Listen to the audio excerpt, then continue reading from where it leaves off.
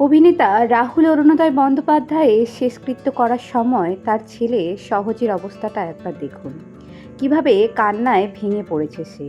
মাত্র ১৩ বছর বয়সেই সে তার কাছের সবথেকে প্রিয় বন্ধুকে হারিয়ে ফেলল, তার বাবাকে। কিন্তু তার মায়ের হাত ধরেই পুরো সময়টা সে শক্তভাবে থেকেছে। পুরো সময়টা প্রিয়াঙ্কা তাকে সামলে রেখেছে।